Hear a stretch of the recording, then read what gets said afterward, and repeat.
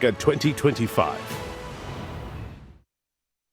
Right, welcome back. Thanks for staying with us. As we count down the days to the G20 Leaders Summit, we take a closer look at the state of readiness in the city of Johannesburg. My colleague Mfundo Mabalane is out in the Joburg CBD with Executive Mayor Dada Morero. Mfundo, a very good afternoon to you once again. You've been walking the streets of Johannesburg and interacting with City Mayor Dada Morero.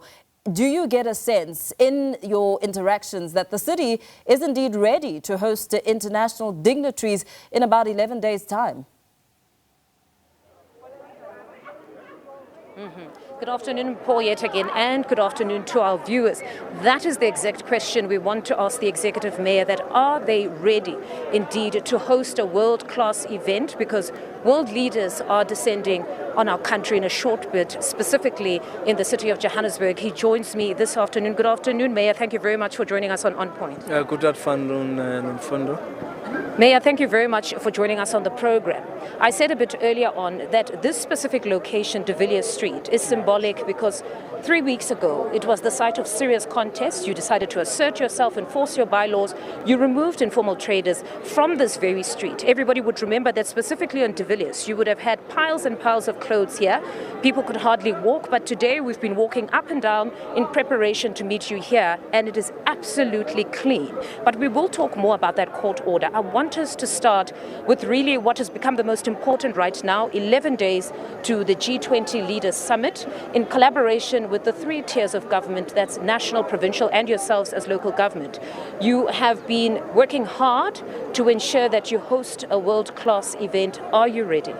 We are ready, Mfundo. I must say that on our weekly meetings we've been getting reports addressing issues that needs to be addressed, with no issues around ensuring that traffic lights are in order, roads are in order. All those issues have been addressed to our satisfactory. We are satisfied that all our departments and entities have done what is required of them to do. What is now important is to ensure that these entities and departments continue to ensure this thing happens even beyond the G20, that we continue to maintain, continue to make sure that our roads are proper, traffic signals are proper, service delivery generally it's proper beyond the G20. And that's what we're committing to ensuring to our residents and citizens that indeed will ensure that we continue to maintain the standards that we've maintained up till today. I'm glad you hastened to bring up that aspect of maintaining beyond, because some have been disheartened that somehow quick enough they were able to mobilize funds to ensure that the infrastructure, particularly the roads, are at a level that is adequate for world leaders when they commute. But many said they've been protesting for such issues and wanting them to be addressed, but they see that now it seems funds have been mobilized. What is at least your statement to some of those issues that they've raised? Well, we have to respond to all issues of service delivery. We are required to do so. We have no excuse. It's a management issue. It's to get management to work. Supervision should happen. So those issues are important. But we're at the point where we think that we have been able to get our management teams to the right standard and the right level of understanding what is their role and what is their duty. So enforcement and bylaw enforcement, it's not an event, it must be a continuous process. We must monitor it at all times, and we have demonstrated as a pilot here in De Villiers Street that all these things can be done. We've agreed, for example, now here, Joburg Water is completing its designs. We want to replace the entire sewer and water infrastructure so that JRA can then come in and replace the paving and resurface the road, so that as we move out of this precinct to the next precinct, we have left a proper and clean and safe precinct. However, I still have to talk to the buildings here, because they also have to contribute by just painting and changing windows so that we change the look and feel of the street. So I've already asked the RD that I would like to meet with the property owners here so that we can engage on them painting their buildings and making them looking good. They are fully tenant, which means they are receiving and collecting rent, so they should be able to afford just painting and changing window frames etc., etc. I actually, Mayor, want you to indulge us and actually walk and talk so that people can see exactly what we're talking about. We can't be out in the streets or not walking.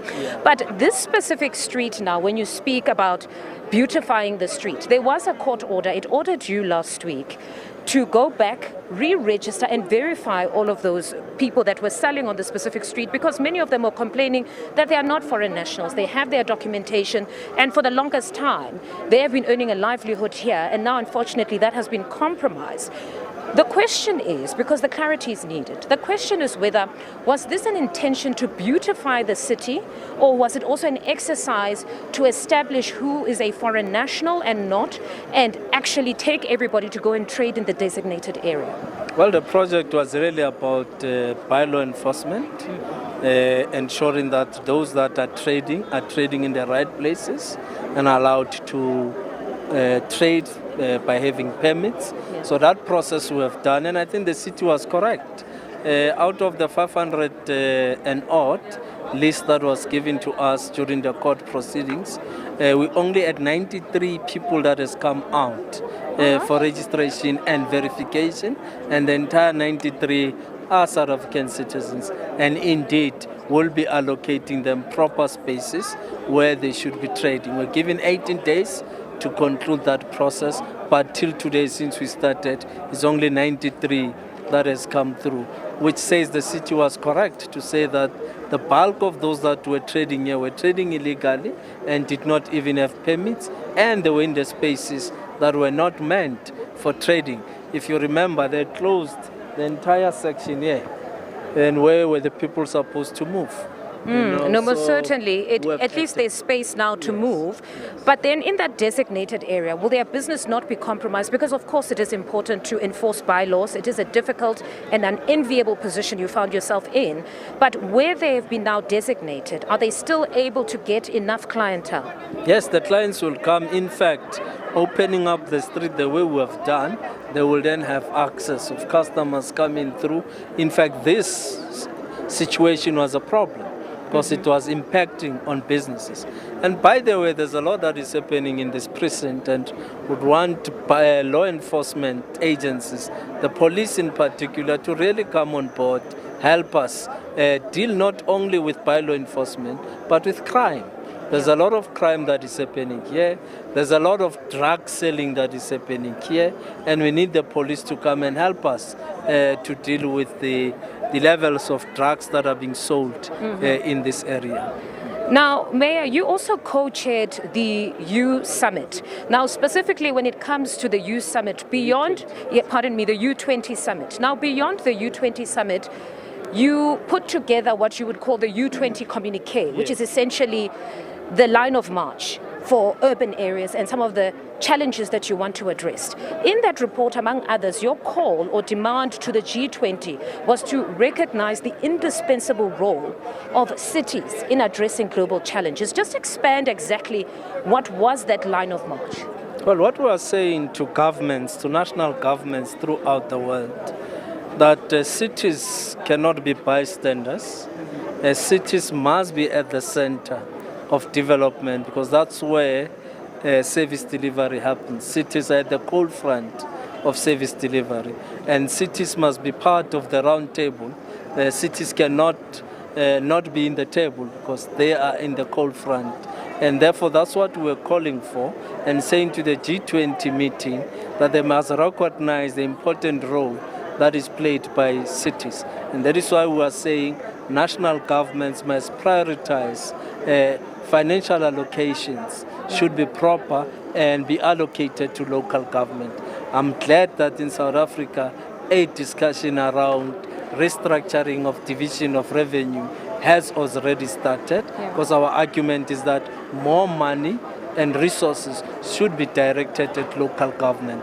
So the U20 has actually sent a very great, strong communique to the G20 that they must recognize local government, they must invest resources in local government, because everything happens at local government.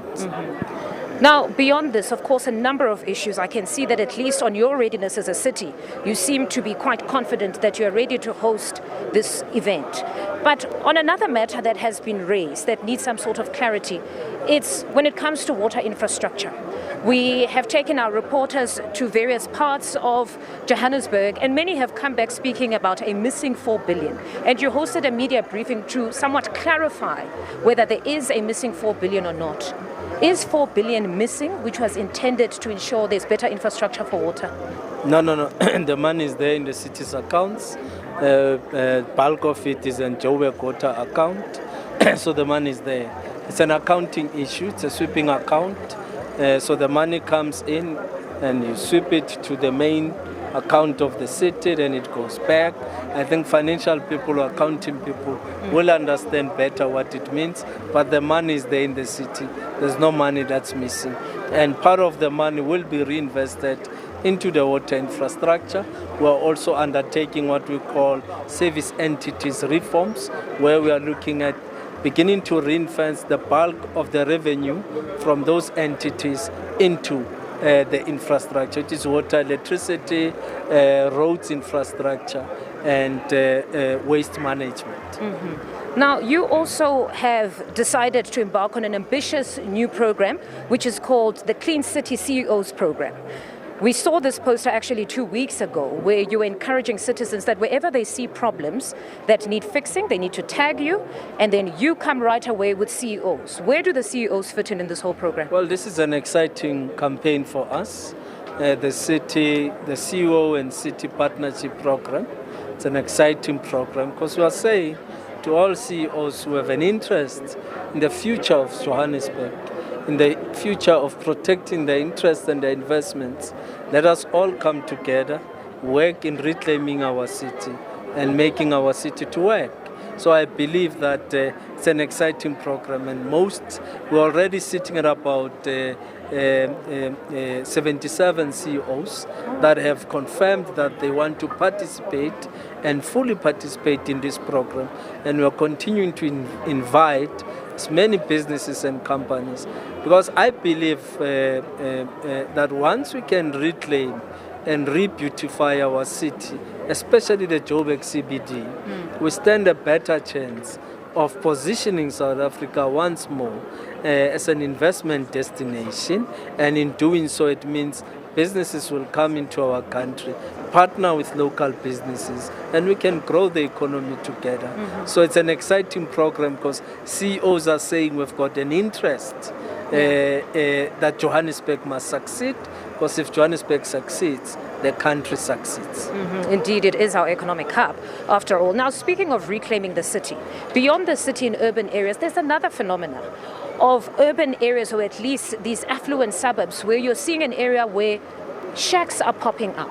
In Imarentia, one of our journalists went to visit a specific property, a private property, where the owner of the property has somehow allowed over 40 people to build small shacks, and in that specific residence, they're paying at least 350 or so, something almost similar to what we've seen happening in Sunninghill. Just behind the car dealership there, I won't mention the name, but I think everybody knows that car dealership there that sells very expensive cars. Just behind it, in Sunninghill, there is a squatter camp. And what the residents have been told in Imarentia is that that is a private property. But from my elementary understanding of municipal laws, it's that if we want to extend, make any renovations to our properties, we've still got to get permission from the city. So most certainly, if you're going to erect shacks, you did not get permission. What must happen in such situations where now the value of the properties for those who have bought there is going to go significantly low? Well, report it to us so that we can go specifically to look at that. But at a general level, I've acted on 2 informal settlements in the area that you are referring to. Now we are concluding the last stage, which is to acquire the necessary court order. Earlier in the year, I visited the 2 informal settlements to understand what is happening. And you'll be shocked to find that the other part of it, there's actually shacks that are empty. So once we have been given the court order, hopefully we'll get it in this month. Then we can act on those informal settlements. I'm alive to the fact that they're a nuisance to property owners, and they're creating an environment where people have invested in properties. Now their values, they're losing their values. Yeah. And if you go in this informal settlement, you find that half of the population or more are actually undocumented and illegal. And we can't allow that type of practice to continue. And no one can just decide that I'm going here and putting up a shack. Even in the rural areas, you don't just come in and put up a house. You go to the chief, and the chief decides and say, we will cut you a stand. You can now build your house. Why should we allow it to just happen here? So we are acting on those things. We have made it clear when we said we are declaring bylaw enforcement as one of our critical areas in this financial year. So we will attend to it. Can the journalists give us more information of that house so that our department can go as early as tomorrow? Most certainly, we'll share those details with you, because it's quite heartening, I think, for some of those residents, because for the longest time they don't protest thinking that the country doesn't want to hear of issues for the middle class, particularly because at the very least one would assume that in most cases you want to attend to issues of the downtrodden, but equally they are also investing in the city, and we wouldn't want to lose such people because their properties are now devalued. But now I want us to oscillate, if you will indulge us, Mayor, just to oscillate into another sphere of politics. In the politics space, it seems there is a motion of no confidence that was brought against you. And when it comes to that motion of no confidence, among the allegations was interference into the administrative function, where it seemed as though the African National Congress had a preference of a municipal manager. But given that this is a coalition government, most certainly some would assume that this will be in consultation with all political parties that form this government. What exactly has been the problem in perhaps coming up with a name that you all agree on? Let's put it in the correct context. The motion of no confidence as it stands raises two issues. One, it alleges that the mayor has failed in terms of service delivery in the city. The second aspect, it says that the mayor could not, or maybe something to that effect, that refers to some interference. Those are the two issues, but it's not specific to what interference we will hear when they debate the motion in council. Now, the question we have asked ourselves as the ANC is, if the origin of the motion suggests there's not been service delivery, would want them to then give us evidence.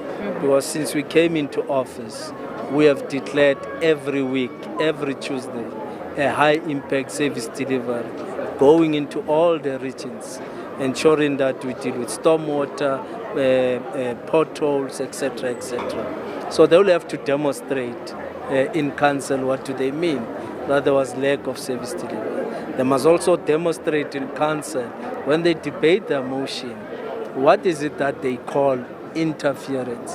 The mayor has a responsibility to appoint a city manager through a council process.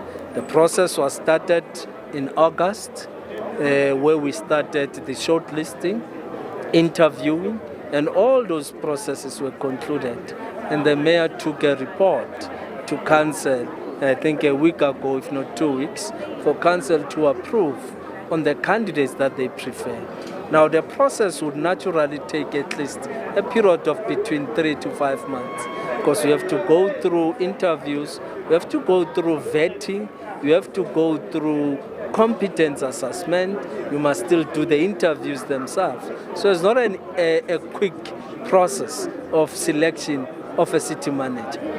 The issues of preferences, it's something else. The report has been concluded. If somebody had a different preference, the process has been concluded and a candidate has been appointed.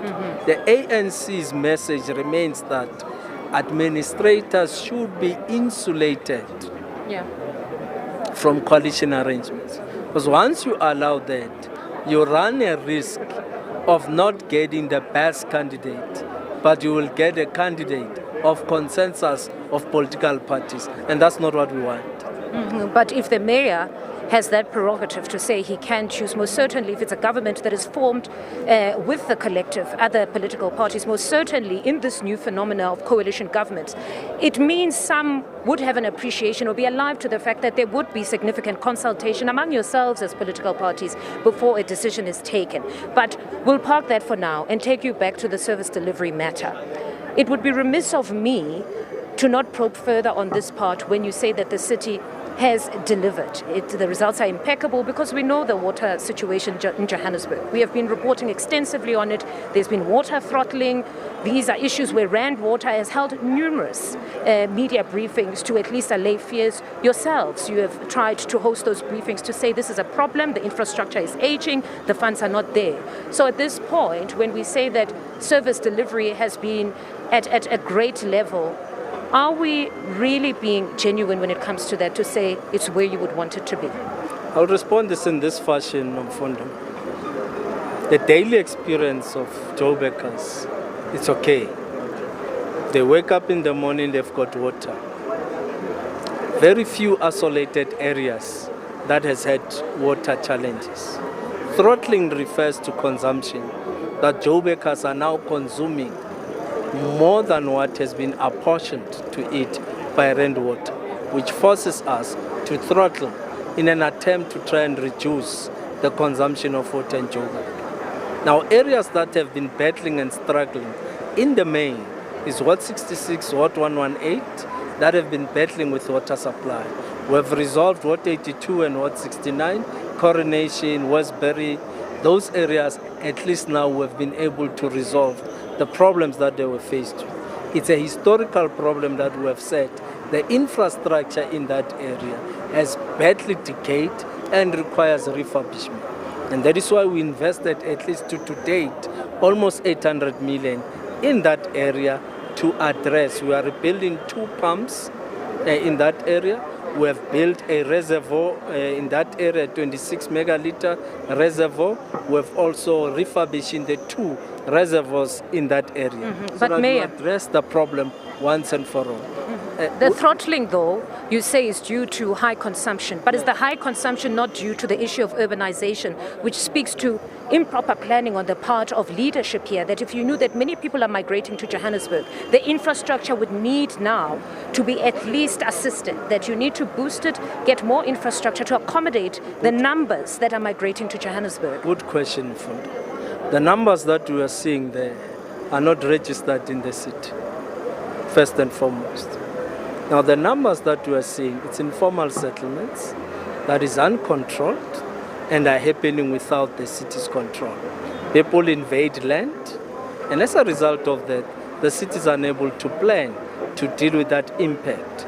Secondly, you've got a lot of extensions that have been made by our own people without following processes of the city, which now is forcing us to what we call bylaw enforcement as a priority of the city. We have 4 rooms in Soweto that have now been turned into 20 rooms and we use for rental economy. But you find that they did not even go through the planning department of the city, either through corruption of inspectors or something else. All right, So Mayor. that is why you'd have this type of challenges. Okay, unfortunately, we have run out of time. Thank you very much for indulging us, pardon me, Mayor. Mpo, it's back to you in studio, of course, in conversation with Executive Mayor Dada Morero. And just to remind our viewers, the SABC is the official host broadcast for the G20 Leaders Summit. Very well. My colleague Mfundo Mabalane there out in the streets of Joburg, giving you a sense of the state of readiness with the Executive Mayor of the city, Dada Morero.